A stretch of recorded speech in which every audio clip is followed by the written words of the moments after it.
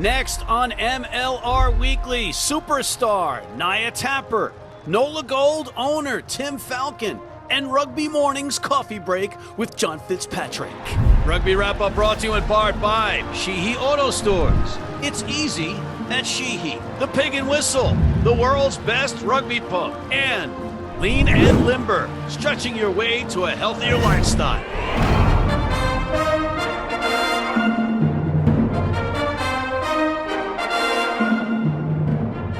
Hello and welcome to MLR Weekly as presented by Rugby Wrap-Up. Matt McCarthty in New York City. Thank you for joining us again. It's much appreciated. We have an eclectically fabulous show for you this week. We have USA Rugby and women's superstar Naya Tapper. Why do we have Naya Tapper on an MLR Weekly show, you ask? Well, you're just going to have to stay tuned in to find out. We also have Great American Tim Falcon, owner of the NOLA Gold. He's not just an owner, he's a player. But before we do anything, we have our MLR Weekly recurring segment, Rugby Morning's Coffee Break with John Fitzpatrick. John? NOLA Gold, big international signing. They signed former Hurricane scrum half Luke Campbell. A lot of young scrum half talent down there in New Orleans. And little known fact, his nickname is Jambalaya. So good get by GM Ryan Fitzgerald. Next! Old Glory DC, they re-signed MLR leading tackler last season, Corey Daniel. Did you know he was a Division I wrestler in college? I did indeed. I also know that he is still wrestling with the fact that he doesn't have a last name. Next! Staying with Old Glory DC, they signed prop Jack Iscaro. He's a local talent, played high school rugby at Gonzaga High School. Also a Cal Bear. Jack Clark loves him. So do all the GMs in the league. Next!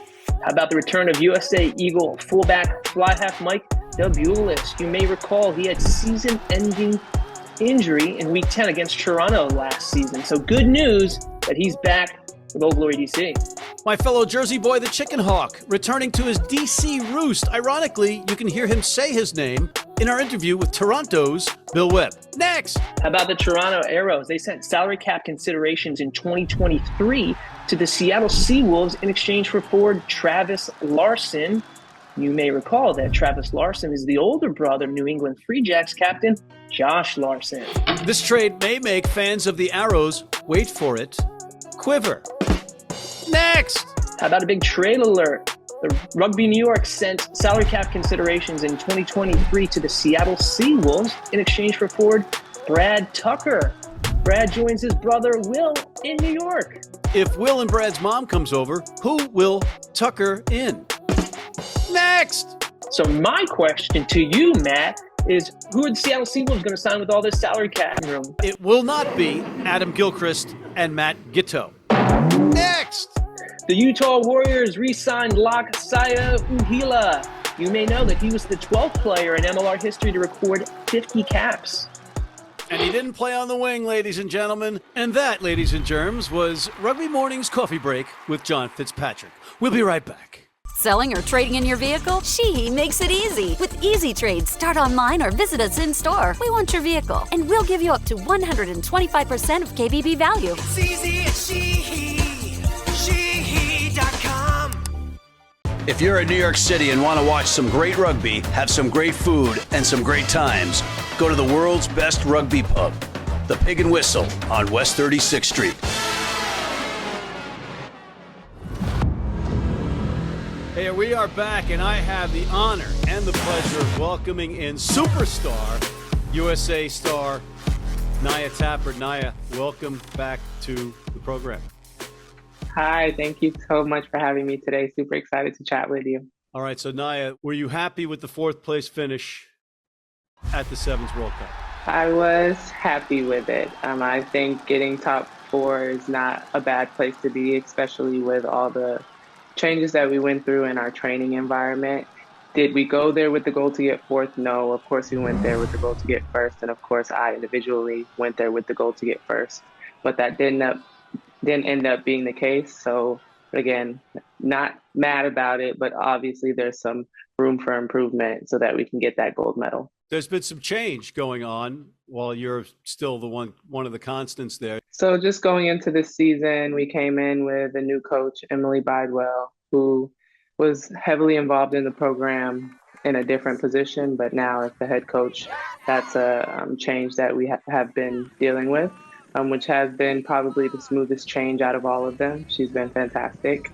In terms of the training environment, just dealing with different injuries and having to have players step up into different positions or having to have players step up into their position to where they're now in starting positions and mentally being ready for that on the big stage, and also physically being ready for that, being required to play more minutes.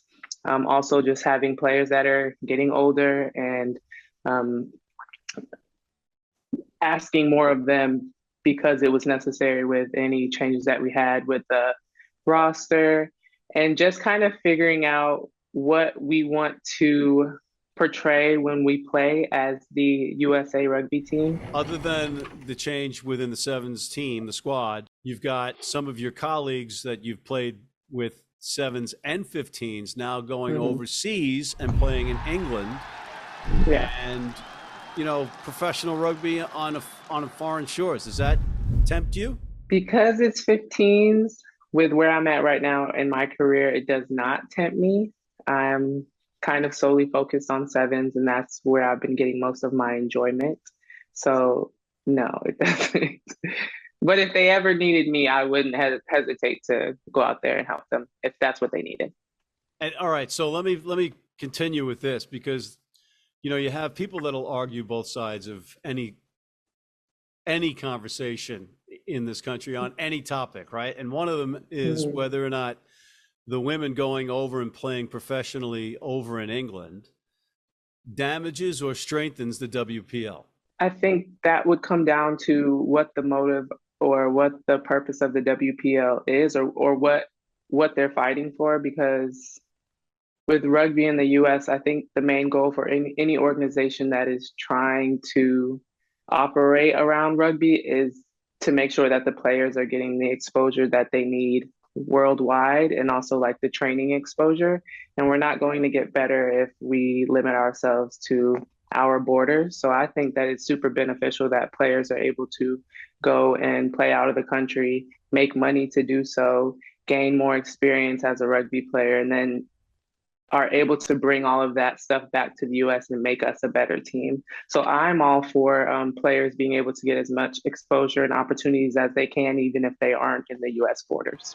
Naya, the name of this show is MLR Weekly, and people are probably wondering, why do you have her on MLR Weekly? I'm like, well, first of all, she's one of the biggest stars in the country. And secondly, I wanted to see if there was, in your head, any possibility that there'd be a female version of Major League Rugby anytime soon on American soil, because they're doing it in England. I would sure hope so.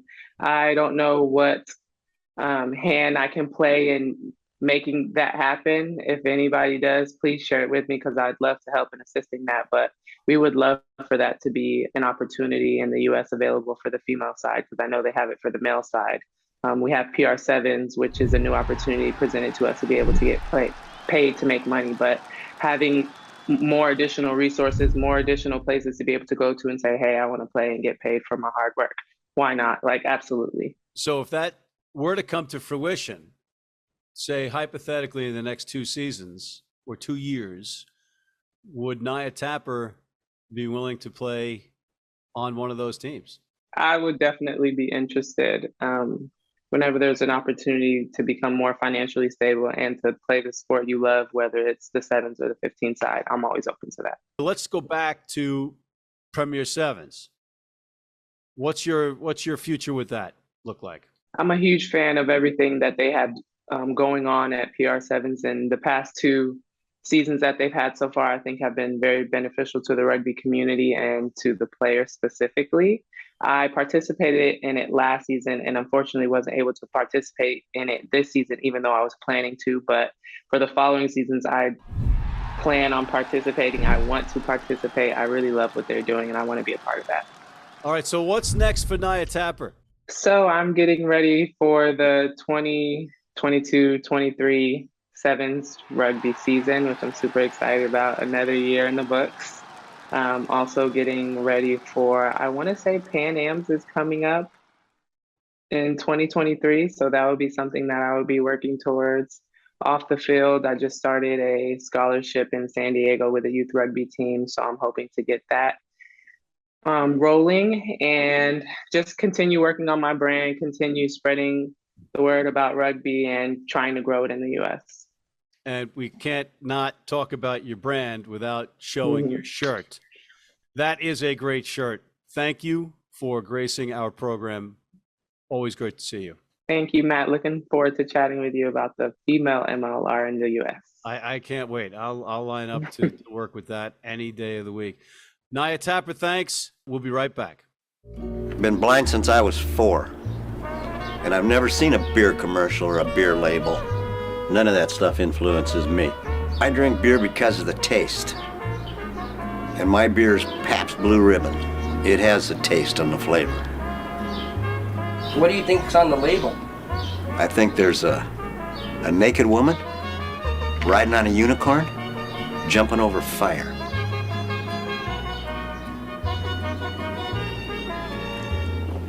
Oh, that's good beer.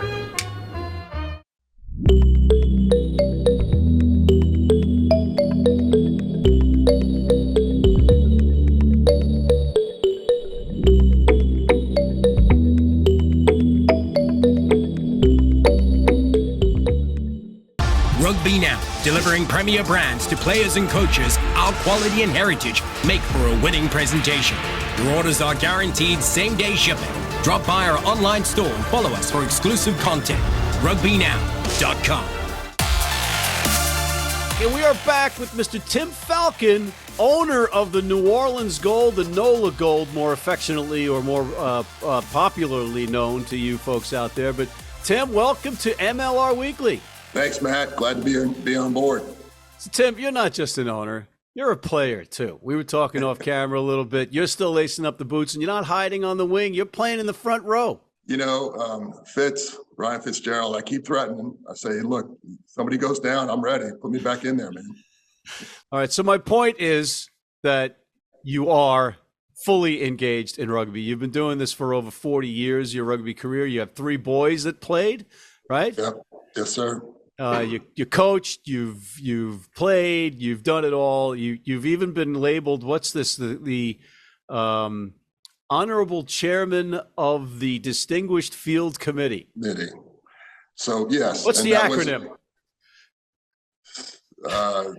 HCDCF. Yeah, we'll work on the acronym. But what is that exactly? But you know what that was is, you know, so I was out there cutting grass and putting down lines. I'm like, well, I've got to find ways to encourage other people to do this. So let me put this moniker on and let's distinguish this thing. And guys would join, you know, and they get a jacket at the end of the season. And it worked for a while until they figured out I'm trying to be like, you know, Tom Sawyer out there or something, you know, but no. Let's talk about the MLR. NOLA Gold. What is your philosophy? What is the Tim Falcon idea or stamp on this organization going forward? So, you know, kind of going back to that background where I've been involved with every aspect of rugby, playing, coaching, captain, helping the high school team, cutting the grass, the jerseys, getting the kids playing. You know, and that was kind of the core of the group that got together, the founders, we call them. You know, all of us had that similar type of, you know, 30, 40 year taproot in the rugby. And so I'm just really trying to take that magic and beauty of our game, you know, and all the social aspect of it and professionalize it and bring that to the world and make it really entertaining for everybody else to come and join what we're doing. And how about what your philosophy is in terms of USA Rugby? Some people make the argument that, well, this is a professional sport. It's a product that we have to put on the pitch and the market will dictate, whereas some others might have the philosophy is, hey, we want to develop players for the U.S. game. What's your philosophy? No, I think we're all on a mission together. I think, you know, certainly sorting out the roles going forward and as MLR becomes, you know, much more viable, you know, how do we interact with USA Rugby and which part of the development of the game goes in which organization. But certainly, you know, and we had a meeting in Los Angeles, World Rugby, USA Rugby, and MLR, and we came out of it saying, you know, we have to be joined at the hip to grow this game, to grow the fan base, to certainly get the the Eagles to a level of competition that's, quarterfinal, semifinal level or better. And we know we have to work together. And I think that's what we're doing now is just sitting down in meetings and talking about, what role each one plays, where does the investments go and where's going to be the best return on the money that's invested. So I'm very much, been a member, dues paying member of USA Rugby for 40-something years and continue to support it, and good relationship with Ross Young and everybody over there. So we're pretty excited about working with them and where we're going to go with this thing. How about being on the board of directors? So, no. Come on, why not? You're the perfect credentialed guy. It would be an honor to serve on the board of directors, and now I'm just coming off being fired as the CEO of NOLA Gold because we're lucky enough to get a really bright young fella that came over and took over that job. So I just time-wise, I just don't have the time right now. As this thing sorts out a little bit, and maybe that could be a role that would come around. So you're telling me there's a chance? Certainly, if there's a place I can serve and help move rugby, I'll consider it when I have the time. So. All right, so we have to figure out how to get you some more time, because it's a lot of it's been Groundhog Day over and over again for a lot of people. But those of us that have a little bit more familiarity with things can see the differences. Like I saw an article today that went out about Groundhog Day for the last 30 years, basically in USA Rugby. I don't tend to agree with that, because we're having this conversation about a professional league. We have kids playing rugby now like that never before. You're a guy that's got generations of people in your own family playing rugby. We didn't have that. It's like we definitely, in my lifetime, it's changed dramatically. So I say this to those folks. All right, let me ask you the difficult questions, counselor. I'm going to put you on the stand. LA and Austin, what can you tell us? We are still in negotiations to try to figure out the next steps. But beyond that, Matt, I'm sorry, there's not much I can share with you today. You have no further comment at this time? Correct. I have asked a bunch of your fellow owners this one question. If you were a gambling man, would you say there were 13, 14, or 12 teams next year? And that's not a yes or no answer, by the way. I could see where your mind is going. Yes, Matt. Yeah. I will say this, we need to come to a conclusion fairly soon. So, within 30 days, there should be a definitive answer. I think everybody knows that. We got to get our schedule set, and we've got to get the teams that are going to be playing. Good. You got camps opening up, right? Yeah. So there's all that, and so it won't be long. There'll be a definitive answer, and everybody will know who's going to be playing 2023. All right. But there's some bright prospects for growing it through 23 and into 24, and the growth mechanisms are going to be in place, and we're going to spread our teams around the country. I'm a bet man, and I'm betting on that, and I think it's a really good shot that we'll succeed on that. Excellent. And the cliffhanger continues in the meantime on those two franchises, or the number of franchises next year. How about the cap? What is your feeling on the cap? Should it go up significantly? Because we've had this kerfuffle, and what's the answer? So the answer is, and my philosophy from the beginning is, we have to be disciplined. We have to keep our discipline around the cap, man. We have to sustain this league. We have to make sure that we keep it going. I think we're able to get the talent we need. I think it's really great talent we're having coming over. I think the product is a good product. I think the parity is good. That's what the cap really helps us do. The cap also, I think, helps us to develop young American players because of their, station in life and their willingness to come and play and develop. So, certainly as an owner and on benefit of the players, we want as high as a salary cap we can get. And once, the profits start flowing and this thing gets to that point, I think we want to pay them as much money as we can, and just like all other sports. But personally, we need to keep our discipline around the salary cap and sustain this thing so that MLR will be here for a long, long time. Speaking of long time, 2031 seems like it's a far away date, but it's not. Right? It's going to come on us real fast. Rugby World Cup. What are your feelings on the World Cup? So very, very exciting. And again, kind of what a comment I made earlier, we've met several times with World Rugby, USA Rugby, and MLR owners. And, we all have decided, understand that we have to work this together. We got to make sure the investment that comes in over the next 8 years is you got to spread the game. We can't, in order to have the big crowds and to have this financial success, World Rugby knows that the United States has to be a rugby nation. And we'll do that by growing the youth rugby, getting bigger, nicer stadiums. I think part of the exciting thing is bringing in a lot more high-level rugby over the years. Have a France play England in the Superdome, and just start bringing in those kind of events where we'll show the American audience what that level of rugby looks like. And even with our situation, we got our stadiums being renovated. It's going to be rugby specific for 10,000 people, and we can do a lot of nice rugby events there. Together we're going to work to make sure all the money that gets invested from the MLR owners, from World Rugby, from USA Rugby, outside investors will put us in a position where it'll be certainly the most financial successful World Cup ever. So that's the attitude, and that's the way, we're all on board for that. And the World Cup final will be in New Orleans. Matt, I tell people, if I keep saying it enough, it'll happen. Well, hey, why not? Man, you guys got a great vibe going down there. You got a great stadium. I haven't been there yet, and I was trying to bully Ryan Fitzgerald into getting me down there to call a game one of these days. I would love to do that, but I'm hearing nothing but good things about the gold mine. It is, and it's getting better. The parish and the state are going to make a significant investment to convert it from baseball to rugby, soccer specific, and we're very excited about that. And people know that all sport, major sporting events between NCAA Final Fours or the Super Bowl or whatever's hosted in New Orleans, they're off the charts on where they can host these type of events. And we're actually working with a group out of England called Beyond Sport. It's about sustainability around sport.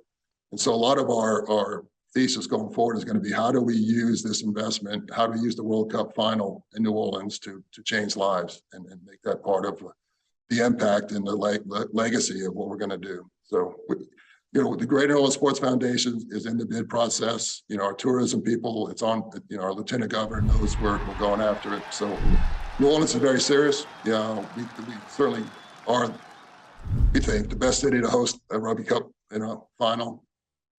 So we'll see where it plays out. And I'll keep saying it until I'm denied. It's a great destination city too. That's a key component to that. And people will go, oh, I can go to New Orleans. It's not a bad sale.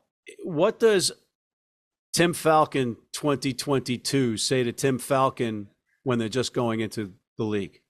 Tim Falcon says, okay, we're still going to do this, but we're going to have our eyes a little more wide open, maybe. It's certainly the lessons you learn. You always can do things a little bit different or better. But yeah, Tim Falcon says still do it. Put the effort into it. It's going to be worth it. And I think you were asking. You may have been asking. He would have said, "Don't do it, you fool! Don't try it." I think this is probably a better question over a couple of pints without a microphone, but maybe we'll do that at some point. No, I just there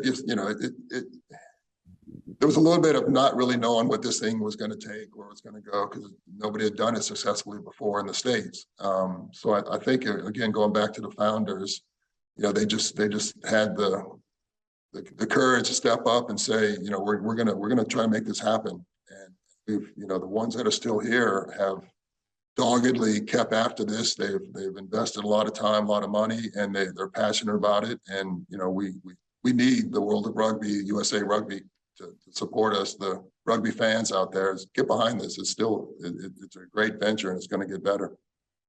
Well, I've got you on American Rugby's Mount Rushmore. I want to know who the other three are with you.